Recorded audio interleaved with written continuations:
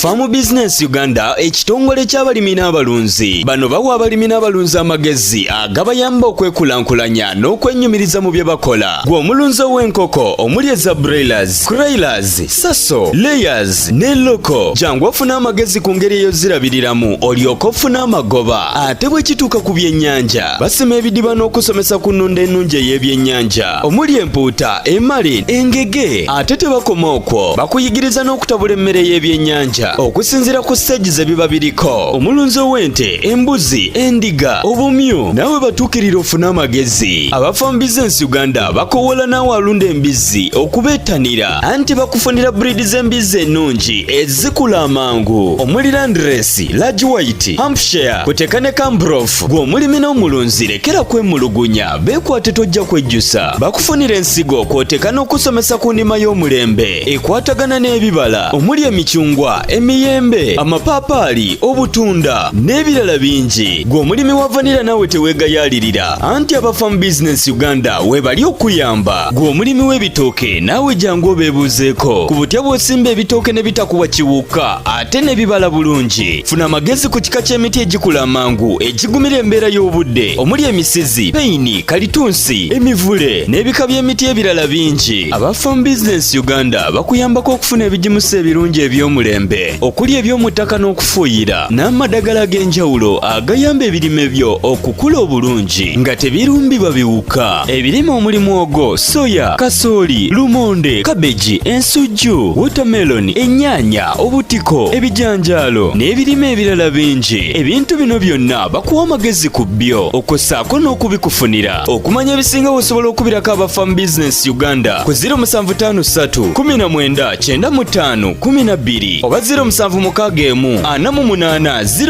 0004. Osobola n'obafunira ku WhatsApp ku 0752 83 84 89. Farm Business Uganda, farmer to farmer, mulimi ku mulimi.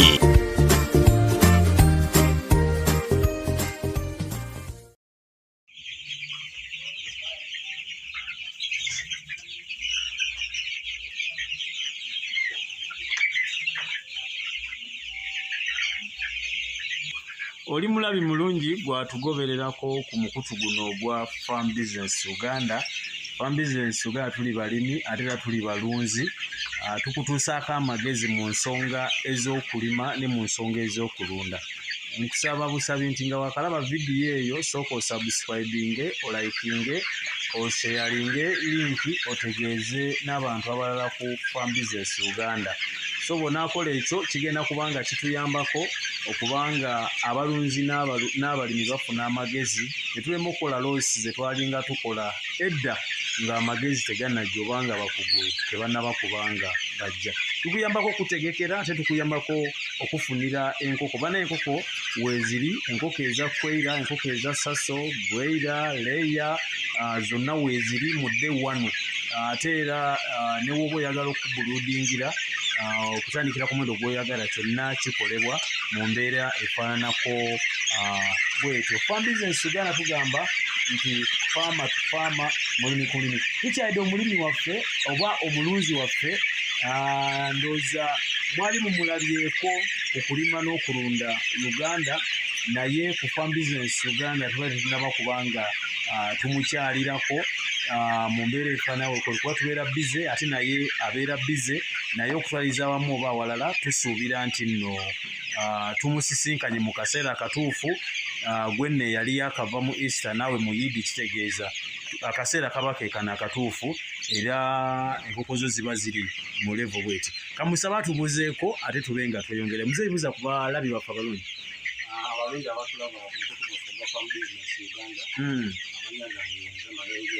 Yes, sir. Yes. Yes.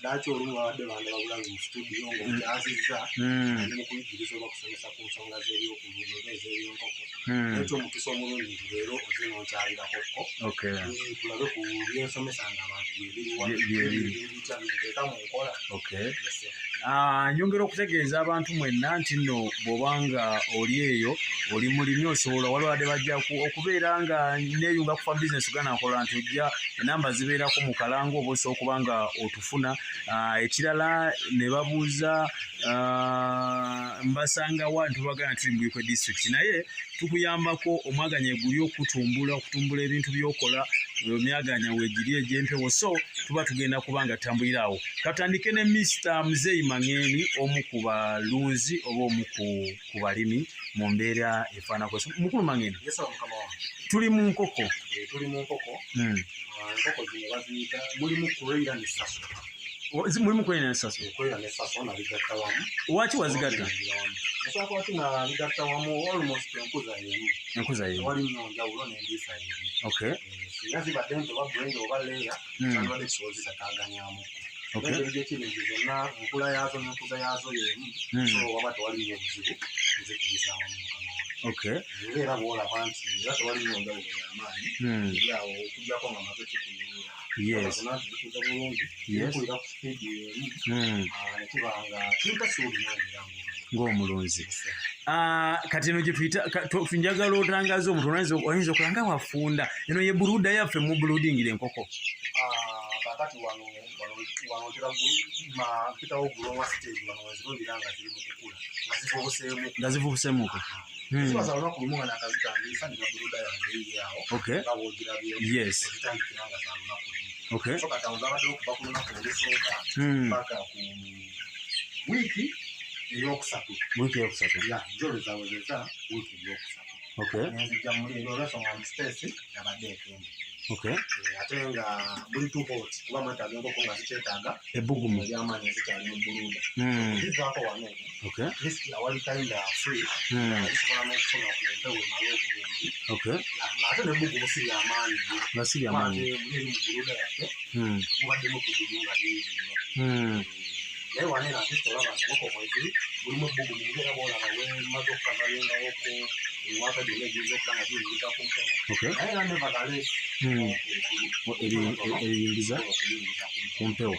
Kakati ekibuuzo kyenjagala okubuuza nga tunabagenda nnyo wala eri abalimi abamanyi nti nno okukyusa engatto olina kikola nga enkoko ziri nkulu mu buluda osobola okubeera nga bw'oli. Nkulabye wano mu ntandikwa nga okujja wano mu nkoko zo si mu buluda wano mu grower stage wano nti okyusizza engatto. Kigendererwa ki ky'obadde oli okuba nga ogenderera? Kakati mukama wange era bw'olabye tubadde tuyingira faamu eno waliwo abaddewo amazzi ge tulinyemu kinnya ekuyita footdiipu nga temugisiika ekigaana nga tunuka tuyingira mu nkoko zaffe. Kati ate n'okuyingira mu nkoko nina siripa zange zeziyingira mu nkoko. Nina siripa zange oba engatto zonna mulabi waffe yenna ali eyo engatto zonna zosobola okukozesa osobola zikozesa n'oyingirawa enkoko kasita ziba nga ozikuumye nga nnyonjo. Ekyokubiri nikyo ng'ate zo specific zisigalawa mu kiyumba ky'enkoko. Ensonga lwaki wali ebitumiye mu mazzi oba disitulikati mu kiyumba ky'enkoko gy'oba otambulidde eyo wabweru tomanya biki by'olinnyemu. Wabaayo enkoko endwadde wabaayo ebinyonyi ebirwadde ziba ne droppings zaazo oba kalimba olinnyamu n'ebeeri n'engato ezo zennyini nange nezireeta munene oba nemwegera nazo munene mu nkoko zange zozirwaza kyokka nga wano enkoko zange osanga zibadde siidde. Most of the times enkoko zino fa bazireetera obulamu naye ate kiba kyamakulu nnyo n'okola ebintu ebiziyiza endwadde okusinga okujjanjaba tukola. Kati ngeri erimu ku bintu byenkola aka disinfectant ku luggi oba siripa zino zotekawo ng'olingira mu nkoko oba gambuutusi omuntu yenna ali ebyo bikuyambako okuziyiza sente zewandibadde oyonoona mu kugula amadagala okujjanjaba ki enkoko zo. Ate n'okujjanjaba enkoko ogula amadagala si kirungi oba wona agula amadagala oba enkoko ziri endwadde sipiidi kwe zandikulidde si kwe zikuliranga teziri bulwadde. Wakati obulwadde bujja zimalako amaanyi zibeere nga ziri spesitafu nga tezirya bulungi zimu ozisanga nga nnafu era nga kiziremesa okukula obulungi. Ensonga lwaki ondabye ng'okyusizza sapatu n'oba nga kwewala biwaatwa bireeta jandireesa endwadde enkoko zange. Ekibuuzo ekirala nga basobola njagala tube nga bino tubijjawo lumu tube nga tutandika emisomo gyaffe gy'emirala. Enkoko zino ziri mu mmeka? Enkoko zino ziri wano ziri 5. Enkoko 15? Ziri 15 ne bonasi ezijjiramu abatuweeramu wonna ne ziri enkoko ziri 5 20. 520 wonna awamu. bamperamu bonus. Kyabiri ago bakuyambako nti osangamu ezimu obanga bunafunafu enkoko nazo ngeri ekintu ekiramu kyonna zisobola okufa oba waliwo ezifa kyetuyita nakyo dde gasanga enkoko webadde eri emmere nekola ki ososanga enkoko wewebukidde mu nsuwa obanga ebadde erina weyita omusomo gulalireyo nekola ki so omugaso gwalawo nsanga bakola ki era ekyo omukisa omulungi kyali mu namba yaffe eri ey'ebitaano ate neziri tezaafuna buzibu. Okay. Yes. Tezenkana bwezi. Yes. Yes. Okay. Yeah. Okay. Okay. Mr. Joseph, oli musajja muvubuka. Omanyi nkusanze nga mugenze okuba nga mulaba omukulembeze oli musajja muvubuka.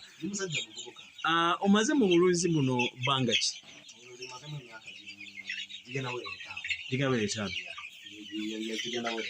Emyaka 5 ng'oli mu kulunda oba ng'oyamba abalunzi? Nawe nga yes. Bajjanjabira enkoko zaabwe zibazifunyemu yes.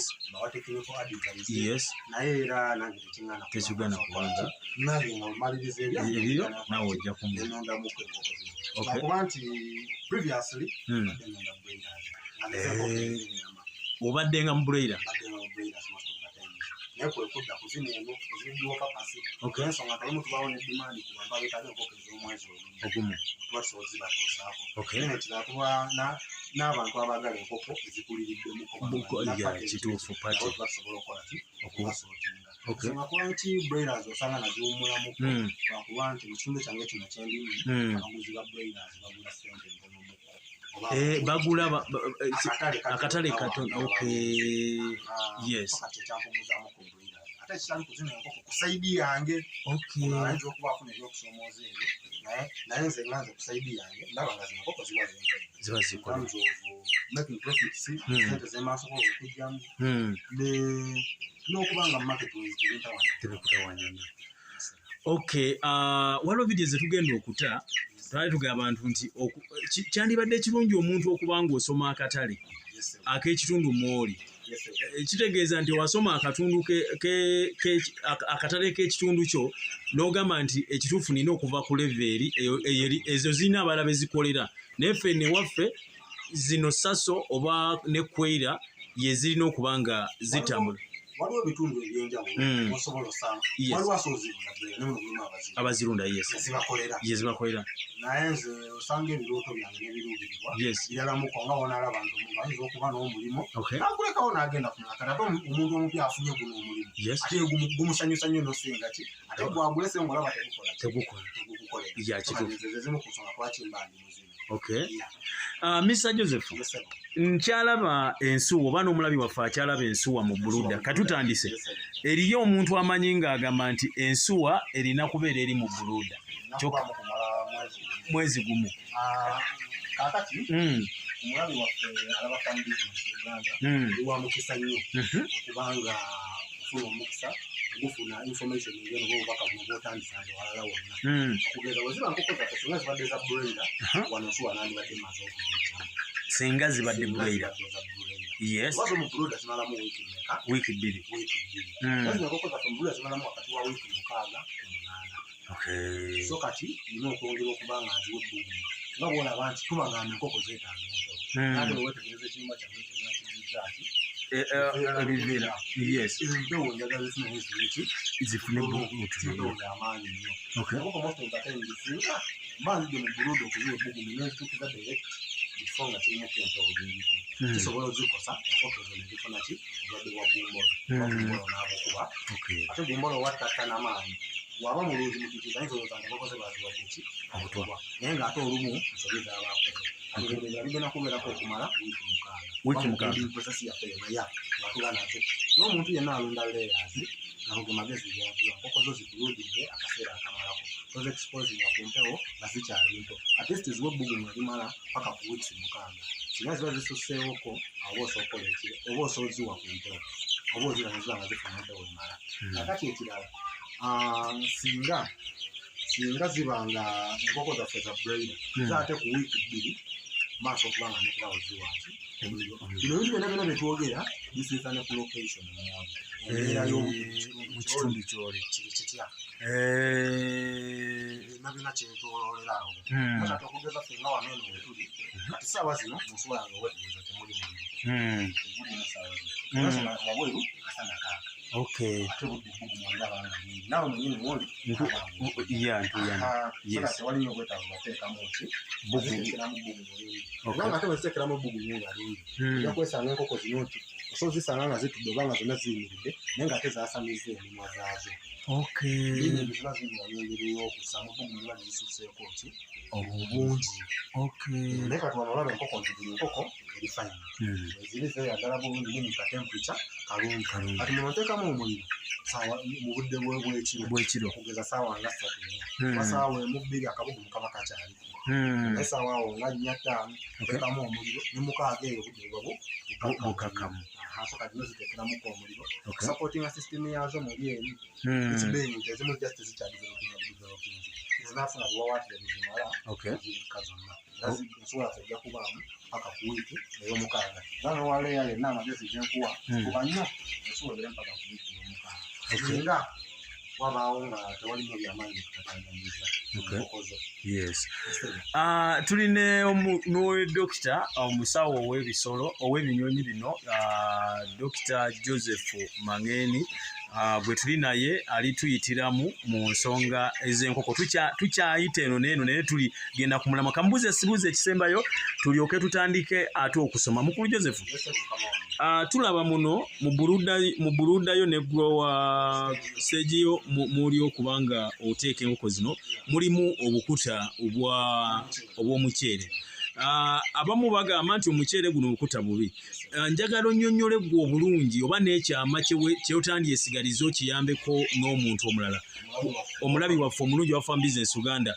Waki buludazo oteekamu obukuta obw'omuceere ate nga batugamba nti abamu bagamba nti obukuta obw'omuceere enkoko esobojja ne bwonoona amawugwe ddala ku nkoko ezigenda okubanga zimalawo ebbanga eddene. Tweyongereyo. Bwetegeeza mu buluda yange olunaku olusooka era tudde bakolereko video specifically okubiyitayitako kakatono olunaku olusooka wansi nesooka nentekayo obukuta obw'omuceere wansi then bwe mmala nentekako brooding paper. Nsonga lwaki mataddeko brooding paper eyo enkoko bwebanga ya lunaku lumu teyawulawo mmere netali mmere eyinza omaliriza nga eridde ki obukuta. Brooding paper njijjako oluvannyuma lwa wakati w'ennaku 3 ku 5 wenjijjako enkoko bwemaze okumanyiira okwawula eno si mmere soka nendyoka nziza ku bukuta.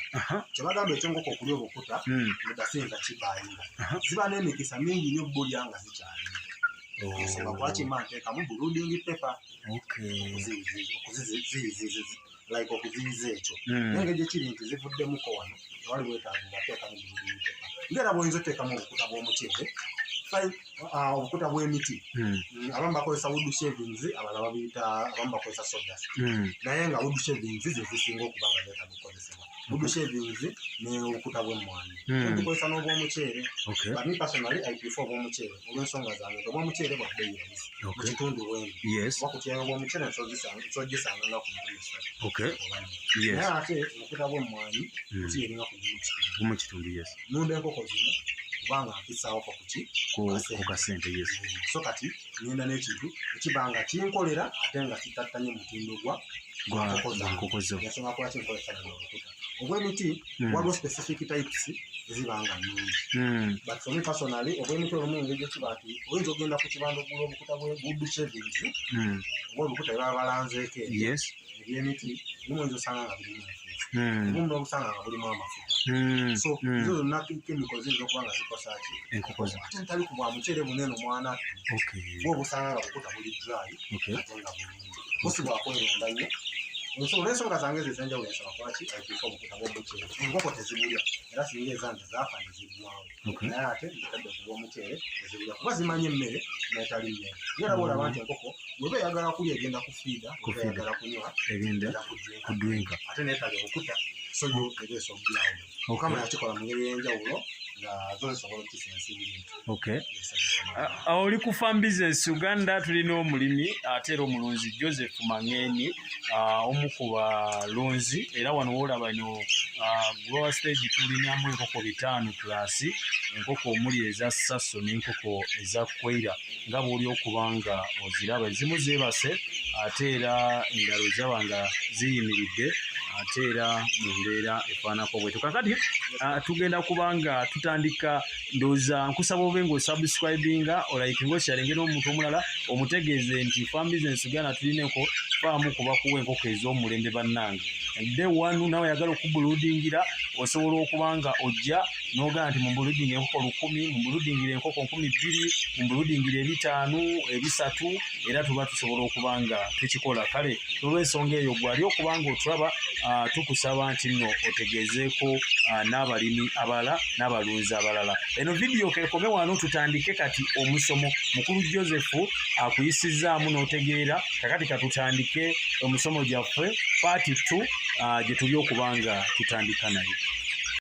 Farm Business Uganda ekitongole ky'abalimi n'abalunzi. Bano bawa abalimi n'abalunzi amagezi agabayamba okwekulankulanya n'okwennyumiriza mu bye bakola. Gwe omulunzi w'enkoko omuli eza broilers, crailers, Sasso, layers ne loco. Jangu ofuna amagezi ku ngeri ey'ozirabiriramu olyoke ofune amagoba. Ate bwe kituuka ku byennyanja basima ebidiba n'okusomesa ku nnunda ennungi ey'ebyennyanja omuli empuuta, emali, engege. Ate tebakoma okwo bakuyigiriza n'okutabula emmere y'ebyennyanja okusinziira ku stage ze biba biriko. Omulunzi w'ente, embuzi, endiga, obumyu nawe batuukirira ofuna amagezi. Aba Farm Business Uganda bakowola naawe alunda embizzi okubeetanira anti bakufunira breed z'embizzi ennungi ezikula amangu omuli Landrace, Large White, Hampshire kuteeka ne Cambrough. Gwe omulimi n'omulunzi lekera kwemulugunya beekwate tojja kwejjusa. Bakufunira ensigo kw'oteeka n'okusomesa ku ndima y'omulembe ekwatagana n'ebibala omuli emicungwa, emiyembe, amapaapaali, obutunda n'ebirala bingi. Gwe omulimi wa vanilla nawe teweegayaalirira anti aba Farm Business Uganda webali okuyamba. Gwe omulimi w'ebitooke naawe jangu obeebuuzeeko ku butya bw'osimba ebitooke ne bitakuwa kiwuka ate ne bibala bulungi. Funa amagezi ku kika ky'emiti egikula amangu egigumira embeera y'obudde omuli emisizi, peyini, kalitunsi, emivule n'ebika by'emiti ebirala bingi. Aba Farm Business Uganda bakuyambako okufuna ebigimusa ebirungi eby'omulembe okuli eby'omu ttaka n'okufuuyira n'amadagala ag'enjawulo agayamba ebirime byo okukula obulungi nga tebirumbibwa biwuka. Ebirime omuli mwogo, soya, kasooli, lumonde, kabeji, ensujju, watermelon, ennyaanya, obutiko, ebijanjaalo n'ebirime ebirala bingi. Ebintu bino byonna bakuwa amagezi ku byo okossaako n'okubikufunira. Okumanya ebisinga osobola okubirako aba Farm Business Uganda ku 0753 19 95 12 oba 0761480004. Osobola n'obafunira ku WhatsApp ku 0752 83 84 89. Farm Business Uganda, Farmer to Farmer, mulimi ku mulimi.